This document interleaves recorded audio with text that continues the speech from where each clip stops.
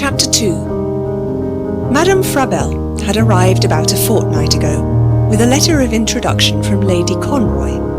Lady Conroy herself was a vague, amiable Irishwoman with a very large family of children. She and Edith, who knew each other slightly before, had grown intimate when they met the previous summer at a French watering place. The letter asked Edith, with urgent inconsequence, to be kind to Madame Frabelle, of whom Lady Conroy said nothing, except that she was of good family. She had been a Miss Eglantine Pollard, and was the widow of a well-to-do French wine merchant.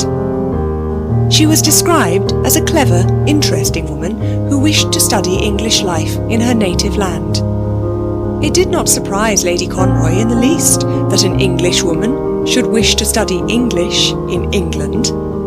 But she was a woman who was never surprised at anything, except the obvious and the inevitable. Edith had not the faintest idea of asking Madame Frabelle to stay at her very small house in Sloane Street, for which invitation, indeed, there seemed no possible need or occasion. Yet she found herself asking her visitor to stay for a few days until a house or hotel should be found. And Bruce, who detested guests in the house, seconded the invitation with warmth and enthusiasm.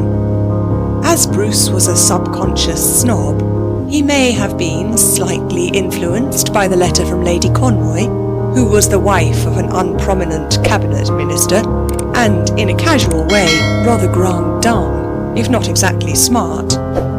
But this consideration could not weigh with Edith, and its effect on Bruce must have long passed away. Madame Frabelle accepted the invitation as a matter of course, made use of it as a matter of convenience, and had remained ever since, showing no sign of leaving. Edith was deeply interested in her. And Bruce was more genuinely impressed and unconsciously bored by Madame Frabelle than by any woman he had ever met.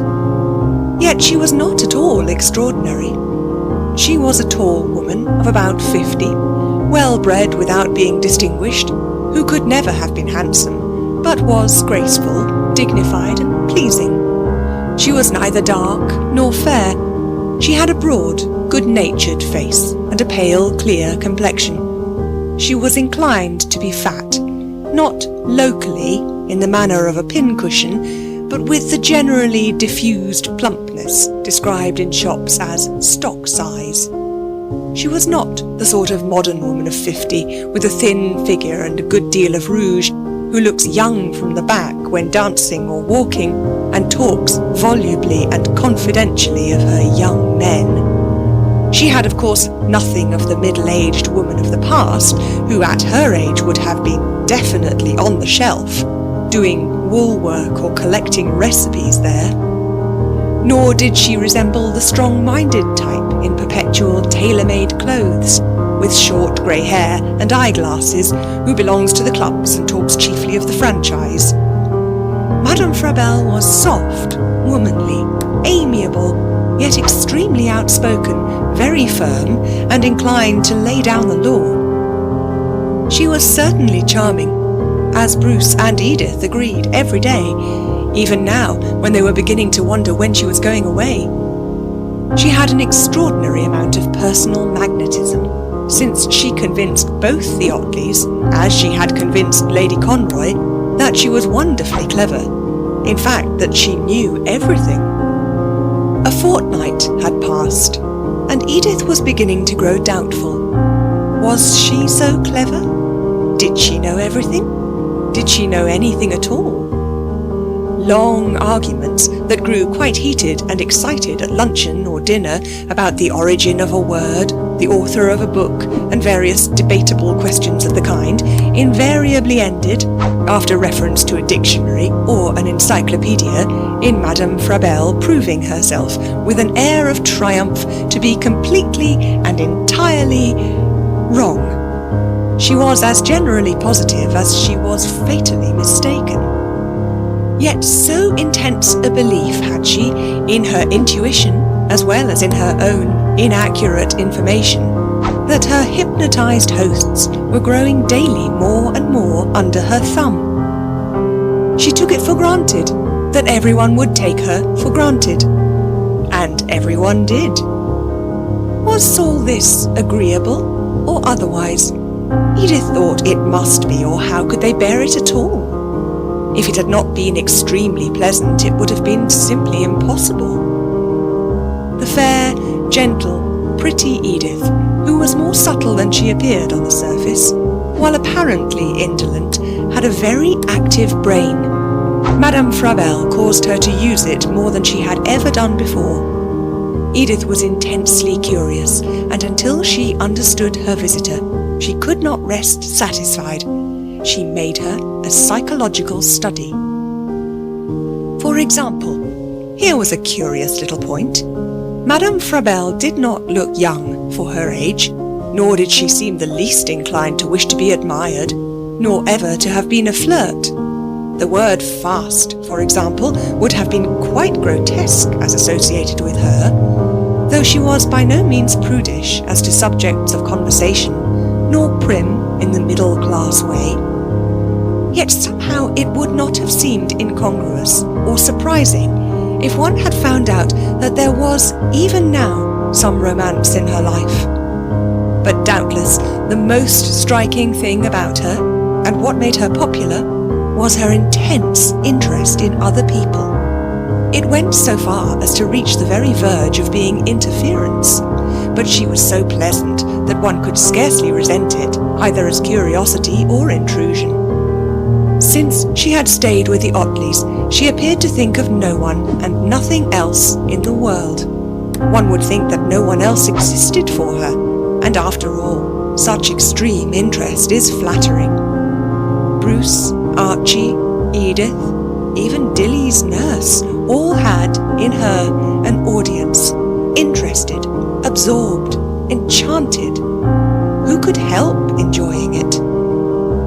Edith was still thinking about Madame Frabelle when a few minutes later Bruce came in. Bruce also was fair, besides being tall, good-looking and well-built. Known by their friends for some reason as the Little Ottleys, these two were a rather fine-looking pair, and, at a casual glance, admirably suited to one another. They appeared to be exactly like thousands of other English married couples of the upper middle class between 30 and 40.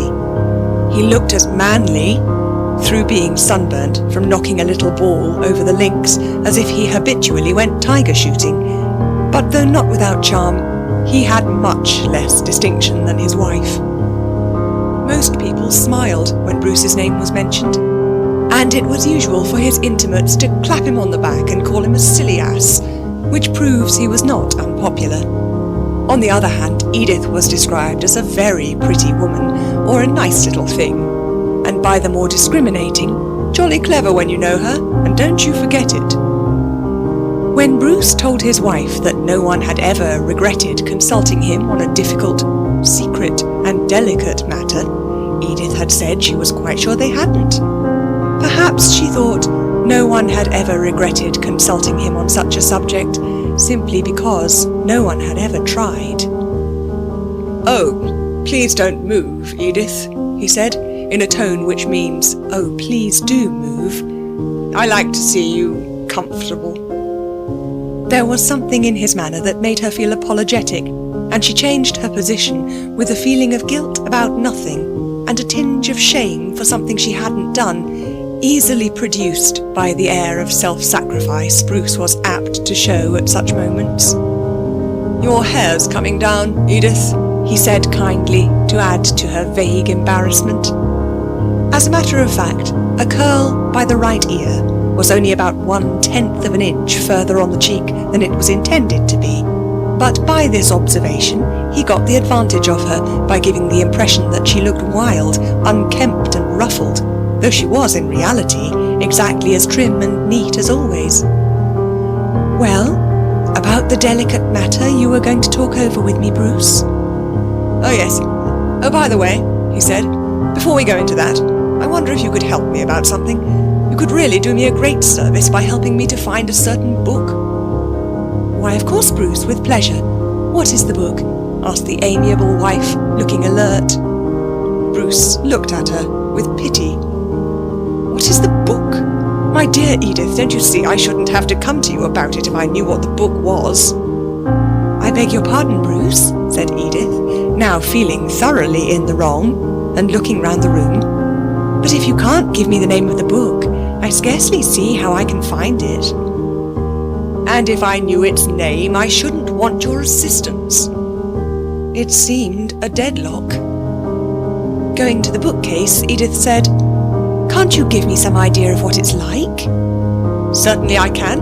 I've seen it 100 times in this very room. In fact, it's always here, except when it's wanted. Edith went down on her knees in front of the bookcase and cross-questioned Bruce on the physiognomy of the volume. She asked whether it was a novel, whether it was blue, whether it belonged to the library, whether it was Stevenson, whether it was French, or if it was suitable for the children. To all of these questions, he returned a negative. Suitable for the children, he repeated. What a fantastic idea. Do you think I should take all this trouble to come and request your assistance and spend hours of valuable time looking for a book that's suitable for the children? But, Bruce, if you request my assistance without having the slightest idea of what book it is, how shall I possibly be able to help? Quite so. Quite so. Never mind, Edith, don't trouble. If I say that it's a pity there isn't more order in the house, you won't regard it, I hope, dear, as a reproach in any way. If there were a place for everything, and everything in its place.